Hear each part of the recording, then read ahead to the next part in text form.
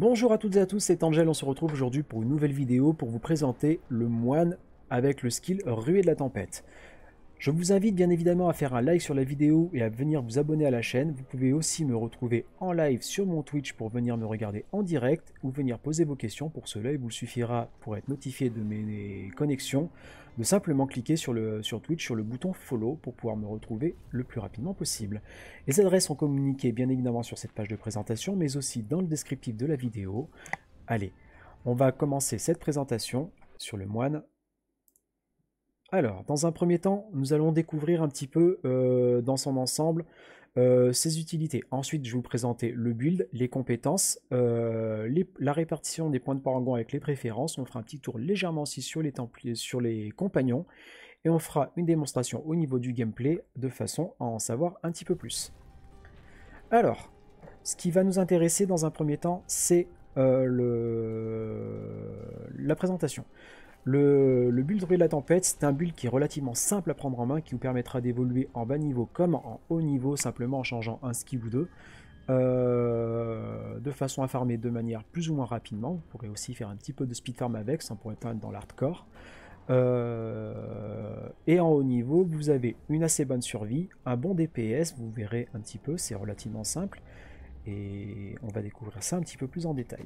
Au niveau du stuff, on va utiliser trois ensembles de sets. L'un est craftable, les deux autres seront à récupérer en drop, à utiliser Kadala ou via le cube de canaille. L'ensemble craftable est l'ensemble du capitaine le rouge. Cet ensemble en fait va vous permettre de réduire vos temps de recharge, de réduire vos coûts en ressources, de faire une légère augmentation de vos points de vie rendus par seconde. Et grâce à l'ensemble 3, les réductions des temps de recharge et les réductions des coûts en ressources vont respectivement d'une augmenter vos dégâts et réduire les dégâts ramassés. Ensuite après, la fripouille et délatrice qui seront vos deux armes. C'est probablement les items les plus compliqués à obtenir puisqu'ils ont un niveau de rareté par rapport aux autres un petit peu plus compliqué. Donc là, l'intérêt, ça va être de, lorsqu'on va utiliser de la ressource principale, étant donné qu'on va canaliser la ruée de la tempête en permanence, ce ne sera donc pas un problème. On va donc augmenter un stack qui va augmenter de 6 jusqu'à un maximum de 5, donc 6 x 5, 30, jusqu'à donc 30% pendant 5 secondes nos dégâts, notre vitesse d'attaque et notre armure. Ensuite, après, nous allons utiliser le modèle de justice sur 5 pièces. Là, selon vos loots, vous pourrez bien évidemment alterner les bottes et le pantalon. Si vous lootez un primal, bien évidemment, portez votre choix sur le primal de façon à alterner. Ensuite, nous porterons les gants, les épaulettes, le casque et le torse. Ces items-là vont vous permettre, en fait, grâce au vent tournoyant, d'obtenir toutes les runes dessus. Ça permettra un petit peu plus de vitesse de déplacement, d'augmenter la zone d'effet dans les effets principaux. Et d'augmenter légèrement la vitesse de déplacement pour chaque cumul de vent tournoyant actif, c'est-à-dire que nous aurons un cumul de 3, ce qui permettra d'augmenter la vitesse de déplacement de 15%, ce qui n'est pas négligeable, surtout qu'en plus il y a la rune qui est active. Ensuite, l'ensemble 4 vous permettra en fait d'activer lorsque la ruée de la tempête, donc le skill principal de dégâts, sera actif. Cela permettra de réduire les dégâts ramassés de 50% et d'augmenter la régénération d'esprit de 50%. C'est-à-dire que notre régénération, notre réserve d'esprit par rapport à ce build sera en permanence au maximum. Et ça, c'est un gros plus sur ce build. Ensuite, après, avec l'ensemble 6, la ruée de la tempête permettra en fait, lorsque le vent tournoyant est actif, donc c'est savoir ce skill-ci, d'où l'intérêt de l'avoir au maximum, d'augmenter la taille du vent tournoyant, mais surtout d'augmenter les dégâts infligés de 15 000%. Et ça, c'est un super gros plus, c'est-à-dire que si vous essayez de faire des dégâts sans avoir le vent tournoyant d'actif, bah vous avez 0 dégâts d'infligés. Ou presque. Quand je dis 0, c'est pas tout à fait vrai, mais à haut level, c'est presque ça. Au niveau des autres items après, donc nous allons avoir la souvenance de César qui permettra d'augmenter grâce au passif secondaire en fait les dégâts de la ruée de la tempête à hauteur jusqu'à 800% lorsque les ennemis sont gelés, aveuglés, étourdis. Donc nous, comme on joue en bulle de froid, bah, du coup les dégâts sont largement augmentés. Ensuite après vous avez la saveur du temps, vous pouvez bien évidemment utiliser aussi le collier de morveuse, les stats après dans l'amulette seront les mêmes. J'ai une préférence pour la saveur du temps en fait parce que les pylônes durent 2 fois plus de temps. Le collier de morveuse, quant à lui, vous permettra de réduire, si vous ne prenez pas de dégâts pendant un certain temps, de réduire les dégâts ramassés de 50% sur le prochain tic de dégâts que vous ramasserez, et tant que vous ne prenez pas de dégâts, d'augmenter vos dégâts de 100%. Étant donné que c'est un build qui se joue au cac, je trouve que c'est un petit peu dommage. Mais bon, après c'est un choix à faire. J'avoue ne pas avoir essayé de jouer avec, j'ai fait une préférence en fonction, on va dire, de choix personnels. Et d'avoir des pylônes qui durent plus longtemps, 2 fois plus longtemps, notamment sur la foot, sur la vitesse de déplacement, ou même encore sur le bouclier, c'est un plus non négligeable à mon sens. Maintenant, après, chacun fait son choix. Ensuite, après, nous allons utiliser l'anneau de Zodiac en obsidienne. Je vous conseille très fortement de porter cet anneau, puisqu'il va vous permettre, en fait, grâce à ses stats, en fait, quasiment en automatique dessus, d'avoir, en fait, une réduction des temps de recharge des compétences et une réduction des coûts en ressources avec un taux à 95%, en fait, à chaque loot. Et d'avoir les stats au maximum n'est pas compliqué, puisque c'est un anneau qui tombe quand même relativement souvent. Ensuite, après, au niveau de la troisième stat, vous verrez un petit peu selon ce que vous voulez mettre dessus, soit de la vitesse d'attaque, soit des chances de coup critique, soit dégâts de coup critique. Je vous conseillerais dégâts et chances de coup critique là-dessus, d'alterner avec l'autre anneau de façon à augmenter potentiellement vos dégâts. La vitesse d'attaque n'est pas un gros plus dessus, mais ce sera à vous de faire votre choix là-dessus.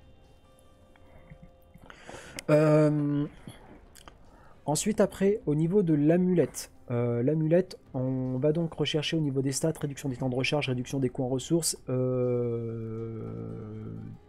augmentation des dégâts élémentaires de froid, et déjà quand vous aurez tout ça, ce sera pas mal. Le plus 12% de vitesse de déplacement peut être un plus, néanmoins privilégié d'avoir de la dextérité, ce serait dommage de s'en passer.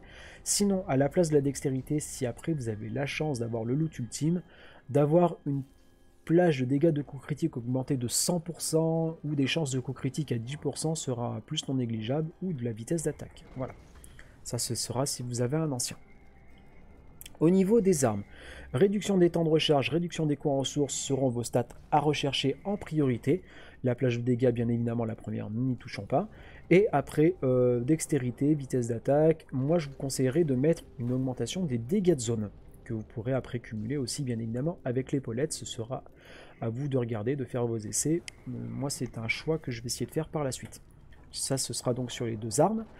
Au niveau des épaulettes, donc réduction des temps de recharge, réduction des coûts en ressources, dextérité, vitalité seront vos atouts principaux. Après pourquoi pas jouer à la place de la vitalité avec l'augmentation des dégâts de zone si vous faites le choix de le mettre dans les armes.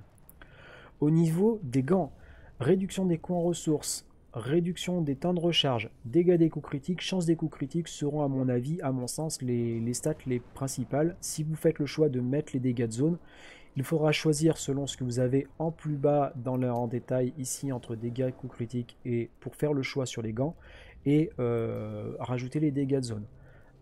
Faire les dégâts de zone quand vous jouez avec, c'est-à-dire que vous allez négliger certaines stats, un petit peu comme on le fait un petit peu avec les réductions des temps de recharge pour augmenter les dégâts, de façon à augmenter une stat en fait que l'on peut difficilement maîtriser puisqu'elle n'augmente pas la valeur de dégâts ici à ce niveau-là. Donc c'est un petit peu compliqué pour les gens, ils ont un petit peu de mal à s'en rendre compte, de voir un petit peu ce que ça donne.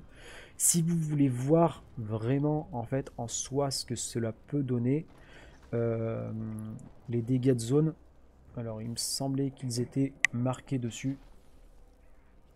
J'ai dit peut-être une bêtise, parce que ça faisait quelques temps que je n'avais plus joué à Diablo. Dégâts de zone, voilà, vous avez la valeur ici, de façon à connaître votre cumul. Ça c'est impliqué sur les monstres à moins de 10 mètres, donc clairement, nous on joue au CAC, c'est clairement pas un problème. Enfin, 10 mètres à partir du point d'impact du skill, donc sur nous. Et c'est applicable sur tous les types d'attaques et ça a 20% de chance, donc une attaque sur 5 en fait a une chance d'impliquer des dégâts de zone. C'est quand même plutôt intéressant. Maintenant après il faut voir un petit peu comment cela peut s'appliquer. Je n'ai pas fait les essais pour ma part. Je pense à peu près avoir fait le tour. Non, je n'ai pas fait le tour. Au niveau du casque, dextérité, chance de coup critique, augmentation des dégâts de la ruée et la tempête. On va faire l'impasse pour le moment sur la ceinture, sur le torse, on va faire la ceinture, dextérité, vitalité, résistance à tous les éléments, augmentation des points de vie. J'ai même en fait là pour le coup le loot parfait en fait, puisque après je vous conseille, moi à mon sens, d'augmenter le rayon de ramassage des globes de vie Et cette stat, en fait, les chances de gel par coup sera un plus indéniable. En fait, il va permettre deux choses. D'une, de faire preuve votre pierre du piégé, ça c'est le premier point. Mais surtout, en fait, un monstre gelé ou boss, puisque ça s'applique aussi sur les boss, en fait, pendant ce temps-là, il ne vous inflige pas de dégâts. Et vu le nombre de coups que vous allez appliquer par seconde, la stat, en fait, va proc relativement souvent. Donc pour moi, c'est un plus, en fait, pour le coup, là, j'ai vraiment été très chanceux à ce niveau-là. Au niveau du pantalon et des bottes, on va rechercher les trois premières stats déjà dans un premier temps, dextérité, vitalité, résistance à tous les éléments. Et dans les bottes, alors bien évidemment la place de l'armure c'est résistance à tous les éléments, mais j'ai pas eu de chance sur le loot puisque j'ai une stat en secondaire qui m'empêche de le mettre, la résistance physique. Par contre vous allez chercher à augmenter les dégâts de la ruée de la tempête. Voilà, et là-dessus vous aurez à peu près fait le tour. On va terminer par la cuirasse, dextérité, vitalité. Après la troisième stat, il y a plusieurs choix. Résistance à tous les éléments, réduction des dégâts infligés par les élites, moi ce serait ma préférence, mais je n'ai pas pu la mettre dans ce stuff là, ou une augmentation d'un pourcentage de points de vie. C'est trois choix possibles, ils sont tous les trois viables, après ce sera à vous de faire votre choix. En revanche en secondaire, je vous incite très fortement à rechercher une réduction des dégâts des attaques de mêlée ou de distance, mais surtout de mêlée, puisque c'est un build de CAC. Voilà. Voilà à ce niveau-là. La conclave des éléments, n'oubliez pas que vous pouvez l'échanger avec l'anneau grandeur royale. Actuellement, elle est pour moi dans le cube. Bien évidemment, vous avez une augmentation de la valeur, comme pour le brassard, en fait, qu'il faudra rechercher à avoir au maximum. Pour la conclave des éléments, c'est jusqu'à 200%. On va donc regarder ce qu'il nous faut maintenant dans le cube. Dans le cube, anneau de grandeur royale ou conclave des éléments. Si vous aviez un choix à faire et que vous aviez un petit peu de difficulté à looter, si vous avez un primal, vous portez le primal, vous mettez l'autre au cube. Sinon, enfin un primal avec les bonnes stats, hein, bien évidemment. Sinon, je vous inciterai plutôt à mettre la conclave des éléments pour avoir le plus de chances d'augmentation des dégâts élémentaires. Après ce sera à vous de voir en fonction de ce que vous avez. Un anneau grandeur royale, pour l'obtenir il faut faire l'acte 1, c'est pas tout le monde qui aime faire les primes, du coup moi pour le moment je les fais un peu par facilité. En revanche après pour la suite il y a moins de choix. La One Kinlo, donc c'est une arme de pugilat qui permettra lorsqu'on attaque avec la ruée de la tempête et la frappe cyclone en conjointe d'infliger des dégâts à hauteur de 600% en supplémentaire. Ensuite, après l'équilibre, les dégâts de la ruée de la tempête, donc notre skill principal, à savoir celui-ci, sont augmentés à 600% quand vous êtes dans des packs, donc c'est-à-dire en fait 98% de votre temps de farm. Voilà, et une augmentation des coups critiques. Et ça, c'est un gros plus, notamment sur toutes les phases avec les élites que vous allez croiser dans les zones. En revanche, pour les boss, vous n'aurez vraiment aucun souci pour faire les boss de fin. Voilà à ce niveau-là. Au niveau des compétences, je vais vous présenter deux choix. Le premier, c'est si vous êtes en haut level, je vous incite très fortement à porter la sérénité avec la rune Ascension. Si vous êtes en mode un peu plus speed farm, préférez à ce moment-là la frappe éclair avec la rune plutôt vif argent, puisque vous avez un nombre de charges à 3, néanmoins le temps de recharge est quand même assez rapide. Donc après à vous de voir, vous pouvez, si vous le souhaitez, augmenter vos chances d'esquive de 40%, ça augmentera un petit peu vos résistances. Augmentez votre vitesse de déplacement, enfin choisissez la rune qui vous convient, celle-ci en revanche est un peu moins intéressante, puisque c'est plutôt utilisé sur du speed farm, donc on n'a pas trop besoin d'un surplus de dégâts.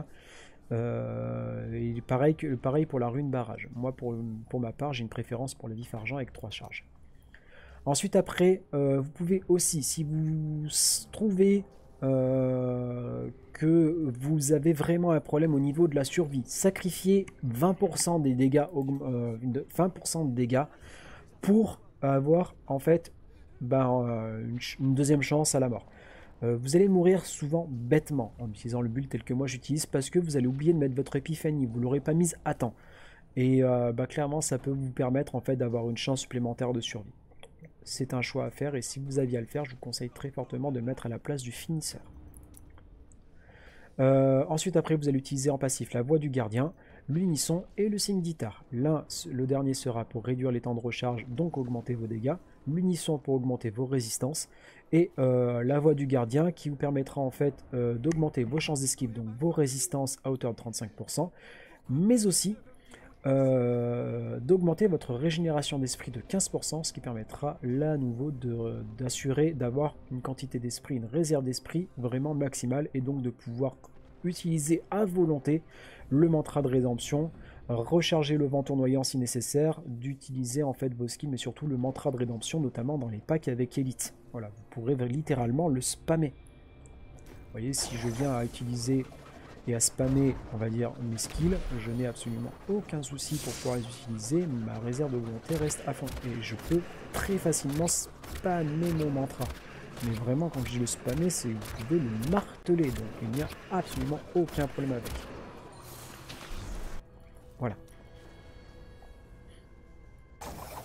Et puis après, pour recharger, il vous suffira simplement de remettre l'épiphanie, ça vous aidera à recharger grandement. Voilà, ça c'est pour la partie facilité. Ensuite, on va continuer avec les autres présentations. L'éclair aveuglant, en fait, c'est là que vous allez faire proc vos dégâts. Quand vous allez utiliser l'éclair aveuglant avec la rune foi de lumière, vous allez infliger vos stacks ramassés avec l'éclair aveuglant, comme on peut le voir en fait ici. Vous voyez cette petite valeur là qui augmente là, qui est ici. Et bien là en fait ce sont des stacks, elles vont jusqu'à 100. Et lorsque vous allez utiliser l'éclair aveuglant, tac, ça applique les stacks et hop, ça vous permet d'infliger un maximum de dégâts. Pour ce faire, n'oubliez pas d'avoir le vent, la rune, enfin le vent tournoyant d'actif, sinon 0. Ça c'était le premier point. Ensuite, après, la ruée de la tempête, votre skill principal, en rune froid avec la rune giboulée, ça, c'est là que vous allez augmenter vos dégâts. Et ensuite, après, une explosion glaciale, en fait, qui a frappé tous les ennemis dans les 15 mètres. Ça, c'est super. N'oubliez pas que quand vous allez utiliser la ruée de la tempête aussi, vous allez paquer les ennemis sur vous. Ensuite, après, on va utiliser le vent tournoyant avec la tempête intérieure. Tant que tourbillon est à au moins 3 stacks d'effets cumulés, vous récupérez des points d'esprit, c'est un régénérateur, donc. La sérénité, donc ça c'est notre skill tanky, donc plutôt pour les failles haut niveau. Donc là à ce niveau là je vous demanderai, vous conseillerais de mettre la rune ascension de façon à augmenter le temps puisque elle va s'appliquer, et ensuite une fois que l'application sera effectuée, elle va se recharger. Vous pouvez utiliser la rune ascension. Si vous jouez en groupe, vous pouvez aussi jouer un build un petit peu plus tard. Je ne le conseille pas, du moins pas pour le moment, c'est vraiment pas conseillé. Sinon vous pouvez, et là j'avoue que en solo ça peut être un plus, utiliser le sommeil paisible, ça vous permettra de vous soigner. Et ça c'est plutôt cool. Ça c'est plutôt cool. Et là, par contre, pour augmenter ces soins, il vous faudra avoir dans votre build, en fait, dans vos stats secondaires, une augmentation des dégâts, des globes, enfin, pardon, les globes de vie, en fait, qui vous rendent un peu plus, comme je peux avoir, par exemple, sur cet item-là, les globes de vie font récupérer plus de points de vie, et ça augmentera votre rendu de points de vie. Ça, ce sera à vous de faire votre choix. L'épiphanie manteau de sable pour réduire les dégâts subis. Là, en revanche, c'est pareil pour tout le monde. Le mantra de rédemption, alors de base, il vous permettra de l'avoir en permanence en passif, en fait, une augmentation des résistances élémentaires à tous les éléments.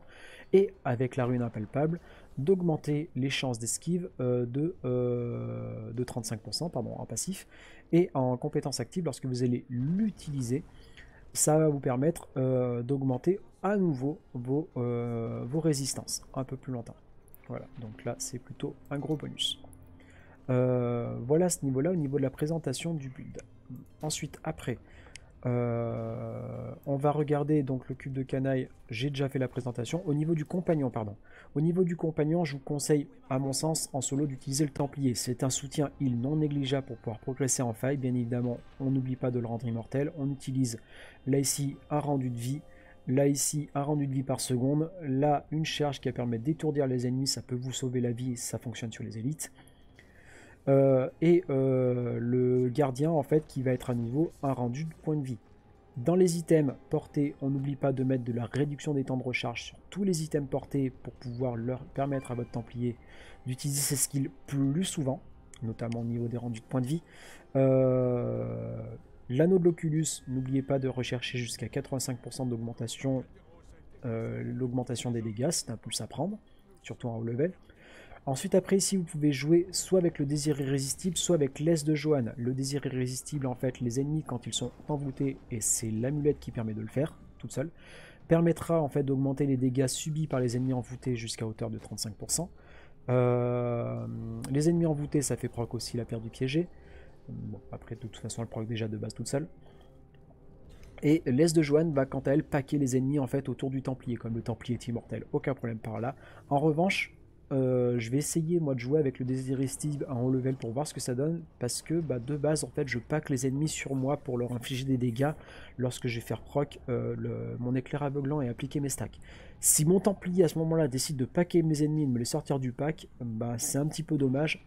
D'où en fait le choix du désir irrésistible. Après la lame épée bénie de Cherchevent qui va infliger en fait un debuff au niveau des ennemis. Pour les ennemis en fait ça va les étourdir. Et après la glace déviante avec le bouclier, s'il prend des dégâts en fait, qu'il vient à bloquer des attaques grâce au bouclier, ça va permettre en fait de geler les ennemis. Du coup, les ennemis gelés ne vous infligent pas de dégâts ou n'infligent à personne. Et ça, c'est un plus qui peut être à prendre. Au niveau du dernier anneau, actuellement, moi j'ai encore un jaune. Je vous conseillerais de mettre le destin voilé. Ce sera une source d'augmentation de dégâts encore qui sera intéressante et à prendre. Voilà. Ensuite, vous pouvez. Non, je pense qu'en fait j'ai fait la présentation de tout ce que je... Si, la Pérangon, pardon. À ce niveau-là, je vous conseille, on va commencer par l'attaque. Dans un premier temps, mettre la réduction des temps de recharge augmentera aussi vos dégâts et permettra d'utiliser Épiphanie plus rapidement. Chance de critique, dégâts des coups critiques. N'oubliez pas d'essayer d'équilibrer en utilisant ici le détail pour voir quelle est la valeur la plus basse dès lors qu'après le maximum est dépassé. C'est votre stuff après derrière sur lequel vous allez devoir essayer d'équilibrer. Ensuite, après, la vitesse d'attaque en dernier. Au niveau de la défense, nous jouons un build dextérité ou force, donc on va augmenter les résistances à tous les éléments. Vous joueriez un build intelligence, augmenter en priorité l'armure. Ensuite, après, vous allez augmenter votre maximum de points de vie parce qu'on a une vie un petit peu faible. Ça permettra de survivre un petit peu plus facilement, notamment sur les AOE au sol. Et la régénération de points de vie, c'est un bonus à prendre qui est non négligeable. Au niveau de autres, dans un premier temps, une réduction des coûts en ressources qui permettra aussi de réduire les dégâts ramassés à hauteur, donc là pour le coup de 10%. Ensuite après, je vous conseillerais de mettre les dégâts de zone, c'est une source de dégâts à prendre supplémentaire. La vie par coup, ça c'est plutôt cool parce qu'on n'en a pas beaucoup et ce sera un petit plus à prendre. Et en dernier, d'augmenter la découverte d'or, ça c'est un bonus après, notamment quand vous allez farmer. Ça permettra de payer vos failles supérieures et puis de pouvoir modifier vos items sans trop vous soucier de l'argent. À ce niveau-là, au niveau de la caractéristique après principale, vitesse de déplacement, ce sera votre première stat. Ensuite après, je vous conseille de mettre 200 points dans un premier temps dans vitalité, ça augmentera votre vita max et donc une meilleure survie. Et à l'issue, après, dès lors que vous aurez dépassé les 800 parangons, de mettre le reste en dextérité pour pouvoir augmenter votre armure, donc vos résistances, et puis bien évidemment vos dégâts. Puisqu'au début, vous ne manquerez vraiment pas de dégâts, je peux vous l'assurer. Au niveau du gameplay, c'est très simple. Allez, on va faire un tour dans une faille supérieure. Oui, je vais vous le montrer sur un build classique. On va prendre une 90, ce sera... Non, une 95. Ça me permettra de packer un peu plus facilement les ennemis. On va renforcer comme ça, j'augmenterai ma gemme dès lors que cette vidéo sera terminée. On n'oublie pas de mettre dans un premier temps le vent tournoyant et on commence à cumuler avec la rue de la tempête. Vous voyez, les ennemis nous suivent, ça c'est plutôt cool. Et on n'oublie pas de mettre l'épiphanie et lorsque je vais appuyer sur ce skill-ci, en fait ça va appliquer mes stacks qui sont là. Et là, hop, regardez ce qui se passe. Tac, ça one-shot les packs. Et on passe au suivant. Alors vous pouvez bien évidemment essayer d'aller chercher les élites ou faire dès lors que si ça vous permet en fait de faire les ennemis au fur et à mesure que vous allez avancer. N'oubliez surtout pas de mettre votre épiphanie ou votre mantra dès lors que surtout vous croisez des gros élites. Vous accumulez, vous lâchez, tac, ça pète. Et on passe au suivant. Voilà. On vient ici.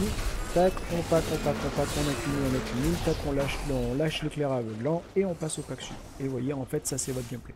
C'est un build qui est super facile à prendre en main. N'oubliez pas de réactiver votre vent tournoyant. Il vous faudra les 3 charges dès lors que vous passez sur un groupe d'ennemis, elle s'applique presque instantanément. n'oubliez pas votre épiphanie, on trouve un groupe d'élite, on arrive ici, on cumule, tac, on lâche, ça tue tout le monde, tac, et on passe au suivant. Vous pouvez bien évidemment finir, si vous le souhaitez, à votre masse. Et puis là, je pense que vous avez compris le principe de ce gameplay. On va donc retourner en ville, et je terminerai cette vidéo sur cette présentation-là. Moi, pour ma part, je vais donc vous remercier. N'oubliez pas que si vous avez aimé cette vidéo, de faire un petit like. Moi, ça m'assurera, enfin, ça sera un petit cool pour moi. Ça montrera qu'elle plaît. De lâcher vos commentaires sur la vidéo ou venir poser vos questions en commentaire. N'oubliez pas de vous abonner à la chaîne. Et vous pouvez bien évidemment à tout moment retrouver en live, en direct, sur ma chaîne Twitch. Bien évidemment, n'oubliez pas de follow pour recevoir les notifications de mes prochaines connexions. Et venir poser vos questions ou simplement découvrir autre chose. Pourquoi pas m'aider à faire progresser ce build. J'espère que cette vidéo vous aura plu, qu'elle vous permettra de progresser dans Diablo. Et n'oubliez pas, on s'amuse, on prend du fun. Bisous bisous. Et puis vu la conjecture actuelle, n'oubliez pas de vous couvrir si vous avez à sortir. Corona, bien sûr, oblige. Allez, à bientôt, prenez soin de vous, à très vite. Bisous bisous.